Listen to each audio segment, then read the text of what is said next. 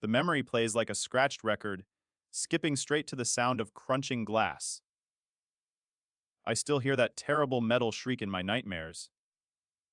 People ask why I don't visit the graves or why I changed my name. I usually just pour another coffee, but if they push, I tell them the truth. My dad destroyed the Mustang I saved for, right in front of my son on his birthday. But what Grandma did surprised everyone. It didn't start with violence, though. It started with silence. Connor learned early that asking for things only led to. After the divorce, when his mom moved to California without looking back, he stopped asking entirely. He kept his head down, got straight A's, and wore his sneakers until the soles flapped like tongues. He never complained. That silence was louder than any tantrum. It killed me to watch him shrink into the background, trying to take up as little space as possible in a world that had already decided he didn't matter.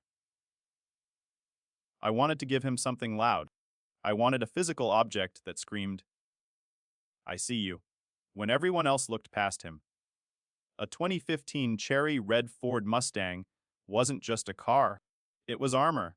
It was proof that his dad wasn't just a broke mechanic living in a cramped apartment on Gresham Avenue. But cars cost money, and money was the one thing I lacked. So, I declared war on my own comfort. I decided to bleed myself dry for that boy. For 2 years, I lived like a monk. I took every overtime shift, pulling 60-hour weeks until my hands were permanently stained with grease. I stopped buying groceries and started eating instant ramen for dinner every single night. When the faucet leaked, I watched YouTube videos at 2 a.m. to fix it myself because a plumber cost $50 I couldn't spare. I patched drywall and wore the same boots until the leather cracked open. Every single penny went into the hidden account.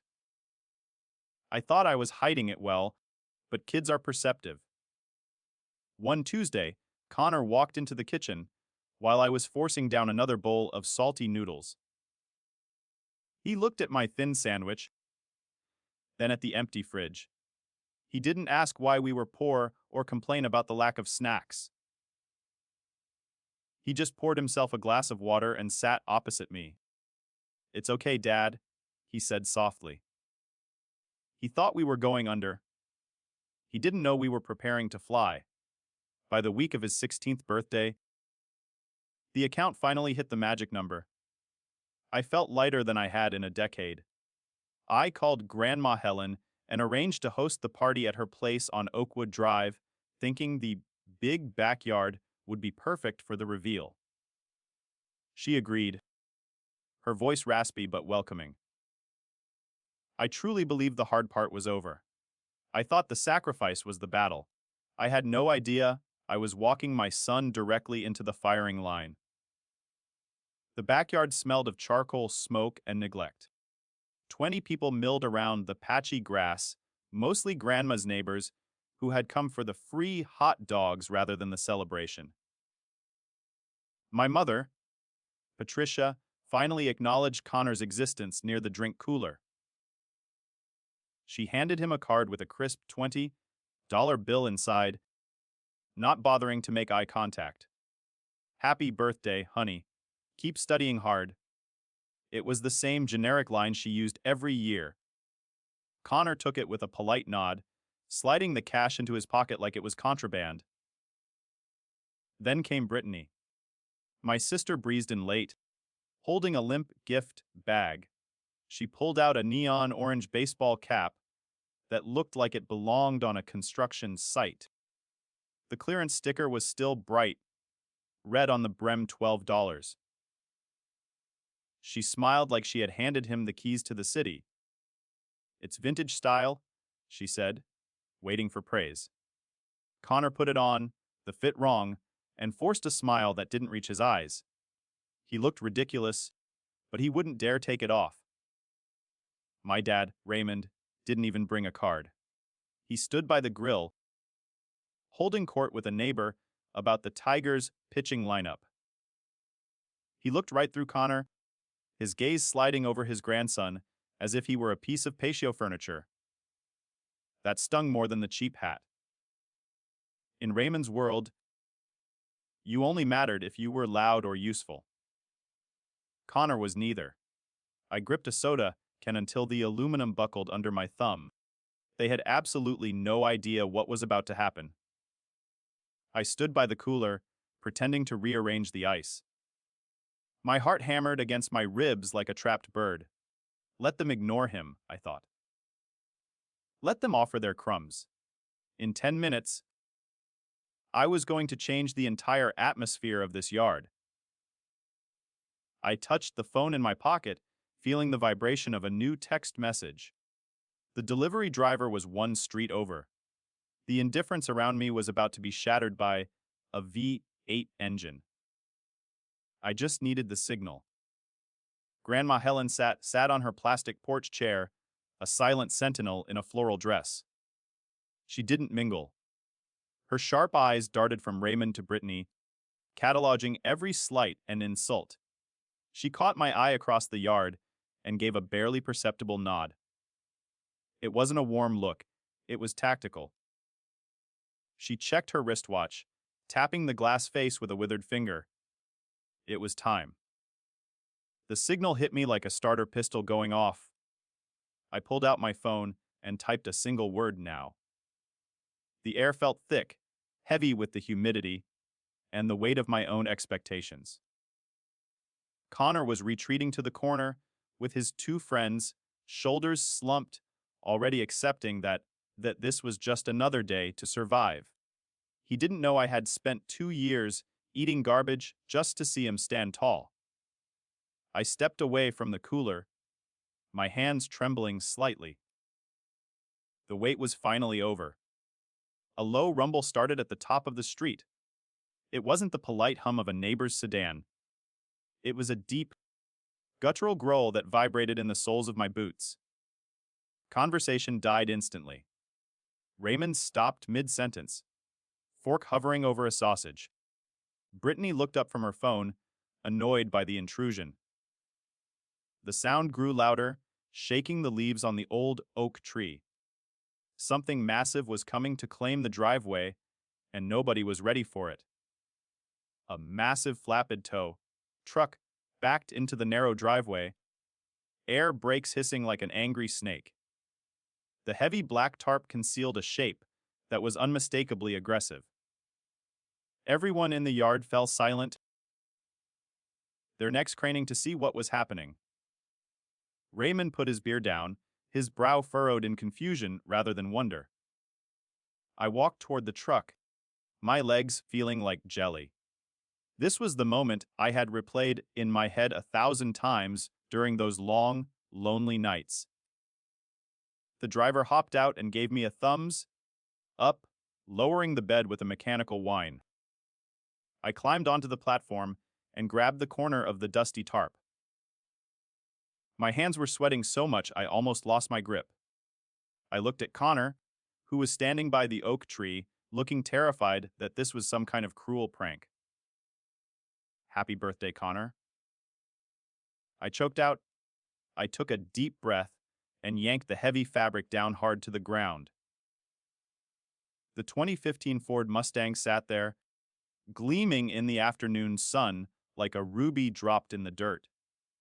The cherry red paint was flawless, reflecting the stunned faces of the guests. It looked fast even while parked. The chrome pony on the grill caught the light, winking at us. It was too beautiful for this cracked driveway, too bold for a family that thrived on mediocrity. For a second, the only sound was the wind rustling the tarp on the pavement. Connor stood frozen, his mouth slightly open. His eyes darted from the car to me, then back to the car, processing 50 emotions a second. Confusion warred with hope, and fear was losing ground. He reached out a hand as if to touch the air, testing if it was a hologram. He had spent 16 years expecting nothing, and now everything was parked 5 feet away. The sheer scale of the gift seemed to short-circuit his brain, leaving him completely paralyzed. Then the dam broke. He didn't run to the driver's side door. He sprinted straight to me. He slammed into my chest with enough force to knock the wind out of me. I wrapped my arms around him, feeling his shoulders shaking violently against my work shirt. "Dad, is this real?" he whispered, his voice cracking. I don't know what to say. He held on like I was the only anchor in a storm. He wasn't the quiet kid anymore. I squeezed him back, blinking away the heat in my own eyes. "You deserve it, kid," I told him, my voice rough. Every bit of it. In that embrace, the last 2 years of hunger and exhaustion evaporated. The Raymond dinners were worth it. The lonely nights fixing drywall were worth it. I had bought his smile with my sweat, and the transaction was a bargain. For one glorious minute, we were untouchable, wrapped in a bubble of pure victory. Applause rippled through the yard, starting with the neighbors. Grandma Helen stood on the porch, dabbing her eyes with a tissue. But the warmth didn't last. The clapping died out quickly as a shadow fell over us. My mother, Patricia, marched forward, her heels clicking sharply on the concrete. She didn't look at the car. She looked at me with eyes full of cold calculation. Her lips thinned into a line as sharp as a razor, ready to cut us down. The applause hadn't even fully faded when my mother cleared her throat. It was a sharp, jagged sound that cut through the joy like a serrated knife. She placed her hands on her hips, her eyes scanning the gleaming Mustang with open disdain. "Larry," she said, using my name like a curse word. "You have thousands of dollars for a toy, but you can't help your own sister." The accusation hung in the air, toxic. Connor's smile faltered immediately, his hands slipping off the car hood as if it burned him. I stared at her, genuinely stunned by the timing. "This is his birthday present, Mom," I said, my voice tight. "I saved for 2 years." She scoffed, waving a hand at Brittany, who was now inspecting her nails with bored indifference. "Your sister takes the bus to work every single day. She's struggling, Larry. Real struggles. Not like a teenager who just wants to show off." The logic was twisted by years of favoritism. They didn't see a gift. They saw a resource they hadn't yet consumed. Before I could respond, my dad stepped up beside her. They formed a wall of disapproval, two soldiers united against their own son. Raymond looked at the car, then at me, shaking his head with that familiar, crushing disappointment. "Your mother is right," he grumbled, his voice low and dangerous. "Connor is 16. What does he know about driving a machine like this? He'll wrap it around a pole." He spat on the ground near the tire. "Brittany needs this car. She has a career." I felt the blood rushing to my face, hot and prickly. I knew Brittany's career was waiting tables 3 blocks away, a job she could walk to in 10 minutes. "This isn't about Brittany," I said, keeping my voice steady despite the rage boiling in my gut. "This is money I earned. This is a gift I bought. It has nothing to do with her." My words bounced off them like pebbles hitting a tank. To them, my money was family property. I was just the unauthorized banker. Mom raised her voice, ensuring every neighbor heard her performance. "You always only think about that boy!" "You don't know how to help your family. You are selfish, Larry." The word, selfish, hit me like a physical slap.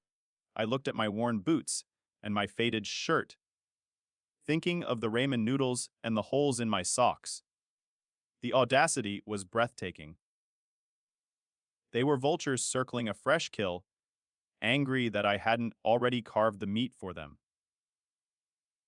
They didn't care that Connor was standing right there. I looked over at my son. Connor had taken a step back, his face pale and his eyes wide with confusion. He looked from his grandfather to his grandmother, searching for a trace of affection that wasn't there. Then, a small, shaky voice broke the tension. "Grandpa, Grandma," he said, his hands trembling at his sides. "Today is my birthday." It was a plea for humanity, a reminder that he was a person. He just wanted to be seen. It was the bravest thing he had ever said. My mother whipped around, her eyes cold and hard as flint. She looked at her grandson like he was a fly buzzing in her ear. "Be quiet," she snapped. "The adults are talking." I watched Connor flinch physically, his shoulders collapsing inward as if he had been struck. The light in his eyes, ignited just moments ago, was snuffed out instantly. While we were distracted by the cruelty, I saw movement in my peripheral vision. Brittany wasn't arguing anymore. She was walking purposefully toward the driver's side door. I realized my mistake a split second too late. In my excitement to reveal the car, I had left the keys dangling in the ignition. Brittany saw the opportunity before I did. She didn't hesitate. She moved with the fluid speed of a predator, opening the driver's side door and sliding into the leather bucket seat. The door slammed shut with a heavy, final thud just as I lunged forward. She wasn't asking to borrow it. She was commandeering it. I banged my fist against the glass, shouting for her to get out. Brittany ignored me completely, her eyes fixed on the rearview mirror as she adjusted it for herself. She reached forward and turned the key. The Mustang's engine roared to life, a deep, guttural growl that vibrated through the chassis and into my palms. She smirked at me through the window, locking the doors with a loud click. She revved the engine again, drowning out my protests. My mother ran over, but not to stop her. She stood by the fender, cheering like she was at a pep rally. "You take it, Brittany!" She yelled over the exhaust. "Don't let him bully you!" "You need this more?" I stared at her, breath catching in my throat. She was actively encouraging her daughter to steal from her grandson. The mask had fully slipped off. They didn't care about family. They only cared about what they could take. Brittany shifted the car into drive. The chassis lurched forward, the tires crunching on the gravel. I didn't think, I just reacted. I ran around the front and planted my feet directly in the car's path. My knees pressed against the front bumper. I stared through the windshield, locking eyes with my sister. "You'll have to run me over," I screamed. It was madness. I was playing chicken with 2 tons of steel, but I refused to move an inch. The engine whined as she tapped the gas, testing my resolve. Suddenly, a figure moved into my peripheral vision. Connor stepped off the grass and walked onto the driveway. He didn't say a word. He just stood right next to me, his shoulder touching mine. He placed his hand on the hood of the car, claiming his territory. He was shaking, terrified, but he didn't back down. For the first time in his life, he was holding the line. The yard had turned into a public spectacle. Mr. Rodriguez, the neighbor from across the street, already had his phone out. I saw the red recording light blinking steadily. Other guests followed suit, raising their screens to capture the family meltdown in high definition. Brittany hesitated, her eyes darting to the cameras. She could bully us in private, but running over a teenager on a live stream was different. She honked the horn, a long, piercing blast of pure frustration.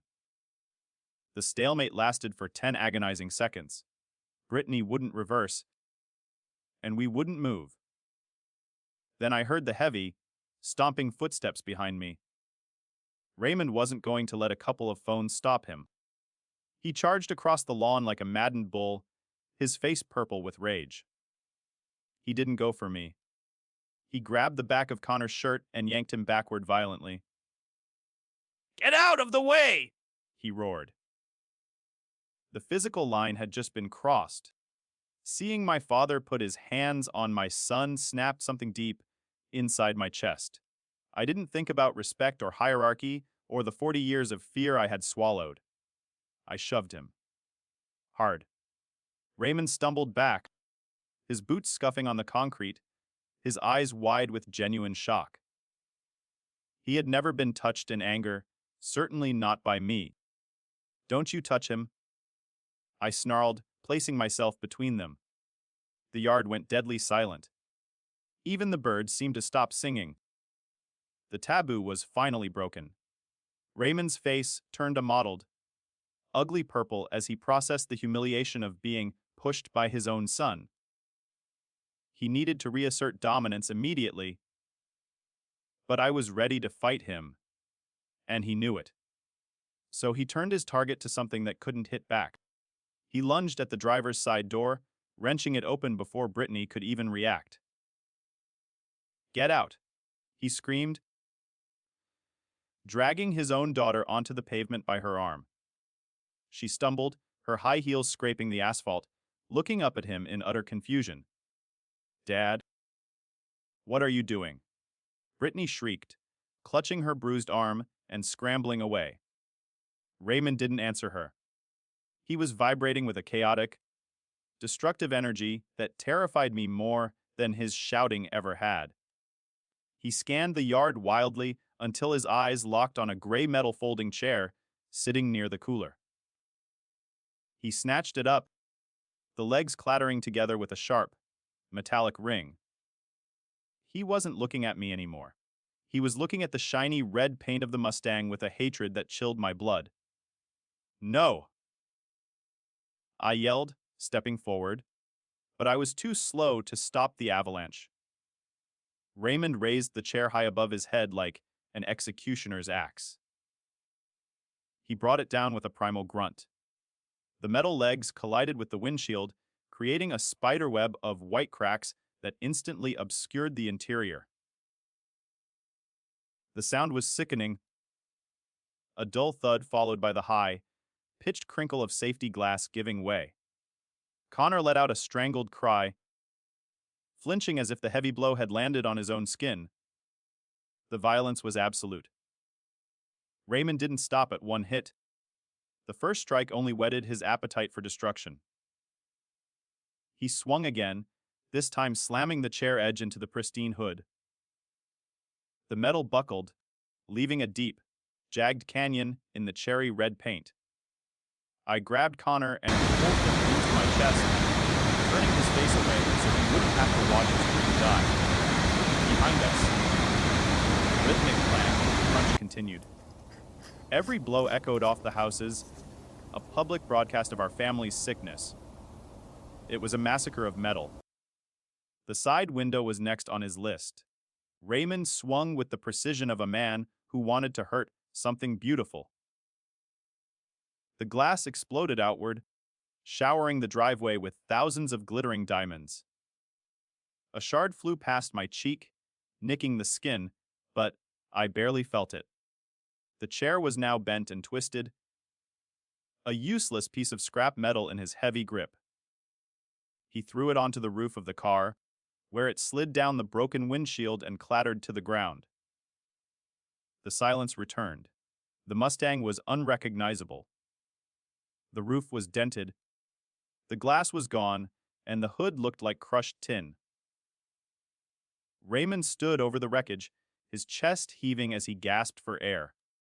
He wiped sweat from his forehead and turned to look at me, a twisted smile playing on his lips. "No more car," he wheezed, spreading his hands as if he had solved a difficult problem. "Let's see what you do now." He thought he had won. He thought destroying the object destroyed my power. I felt Connor pull away from my grip. He turned to look at the heap of scrap metal that used to be his freedom. He didn't cry. He didn't scream. He just stared at the wreckage with a hollow, haunted expression that broke my heart into more pieces than that windshield. It wasn't just a car to him anymore. It was a confirmation of everything he feared. It was proof that he wasn't allowed to have nice things. The light inside him was fully, irrevocably extinguished. "Are you done?" The voice cut through the air, calm and cold as ice water. We all turned to see Grandma Helen standing at the edge of the porch steps. She hadn't moved during the rampage, but she wasn't passive. She was holding her cell phone in her hand, the screen glowing. "I've been waiting for you to cross that line for 30 years. Raymond." She didn't look at the card. She looked solely at her son, her expression void of any lingering motherly affection. Raymond laughed, a nervous, barking sound. "Don't be dramatic, Ma. I am teaching them a lesson." But his smile faltered as the wail of sirens rose in the distance, getting louder by the second. They were close. Too close to have been called just now.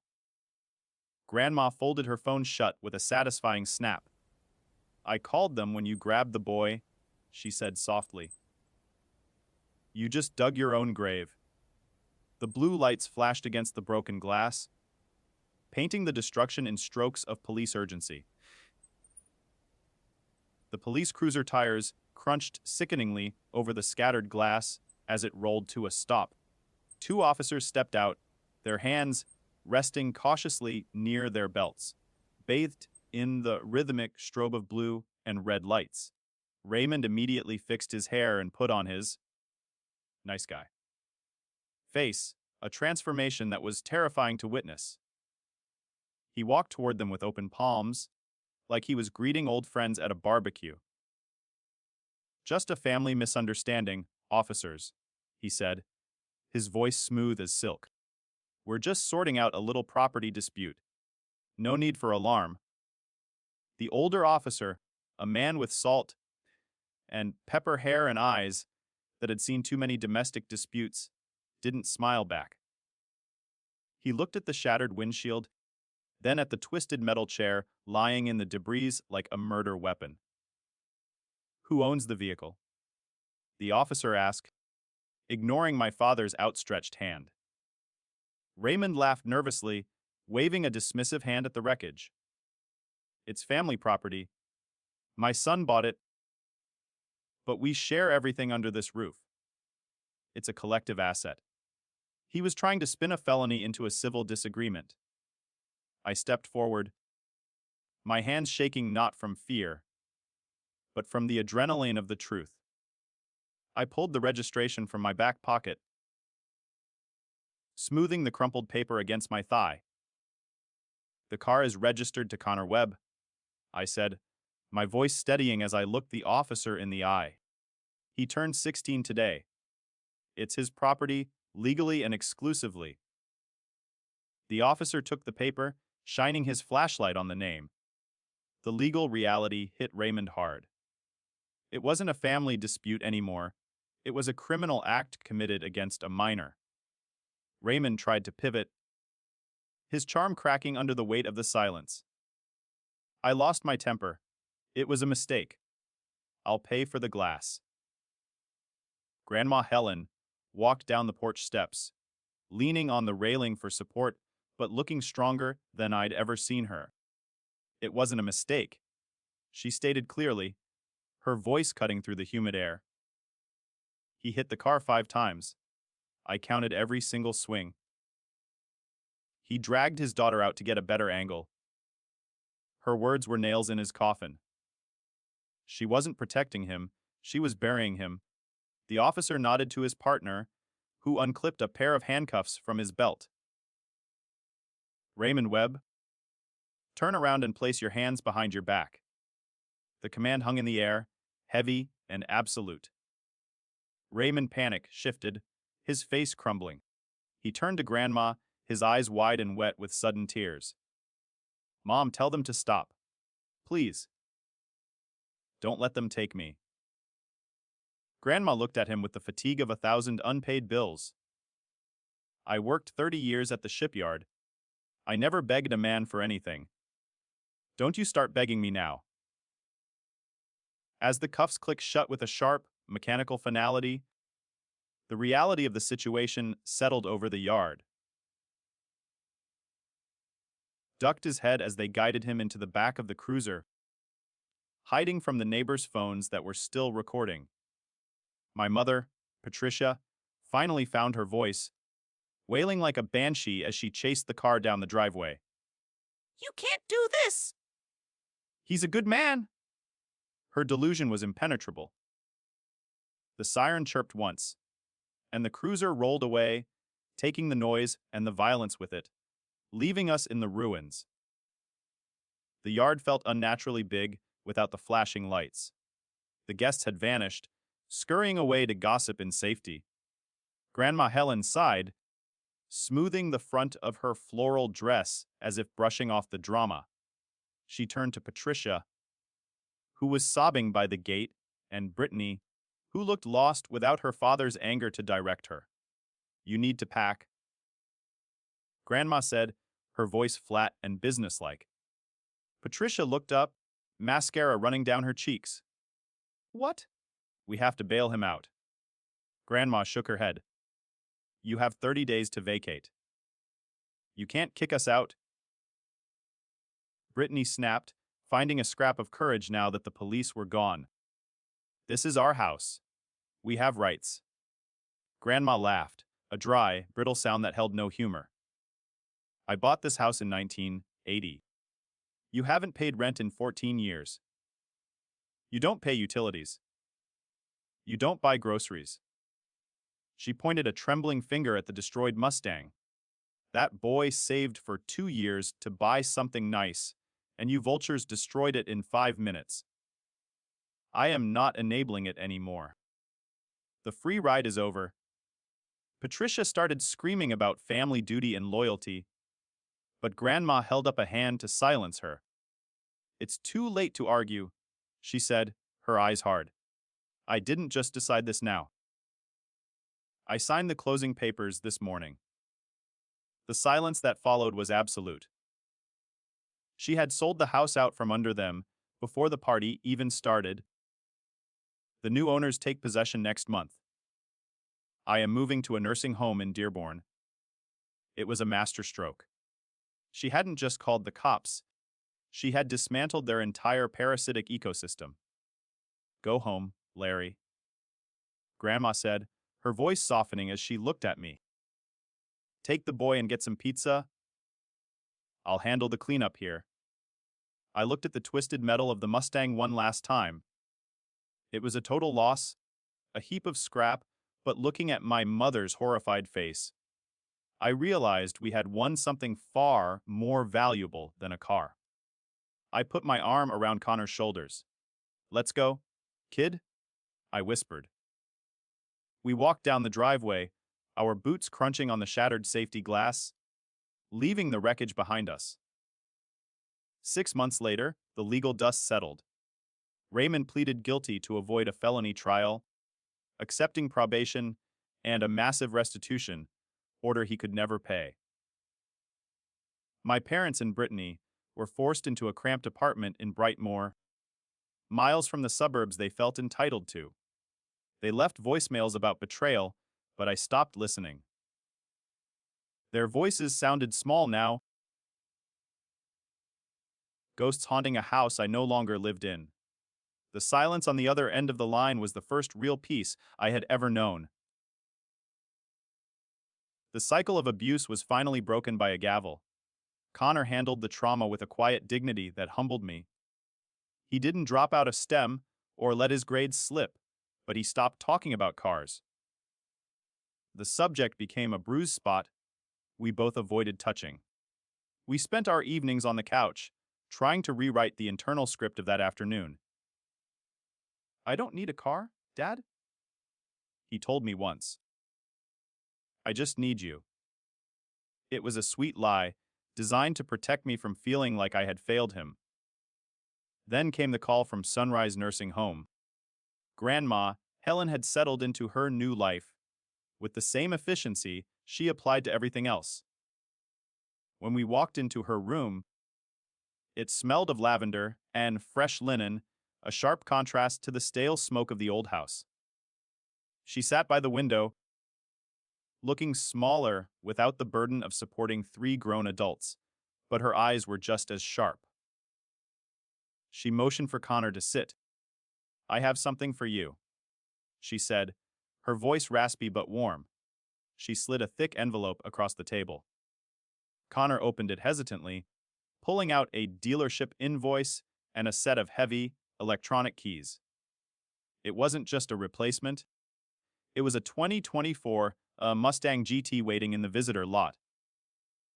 "I sold the house for $160,000, she explained. "I don't need much here. The rest is yours." It wasn't an apology for them, it was an investment in us. She had liquidated the toxic past to fund his future. Connor stared at the keys, hands shaking like they had on his birthday, but this time nobody was there to snatch the joy away.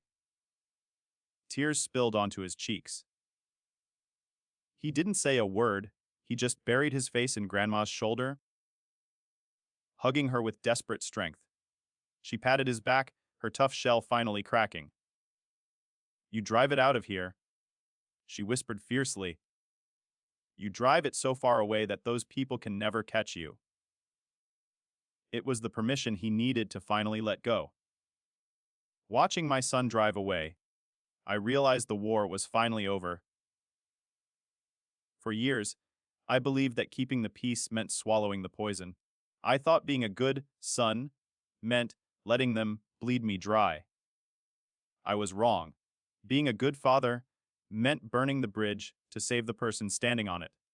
I got into my truck and followed the red taillights onto the highway. The rear window was intact, the road was open, and for the first time, we weren't looking back.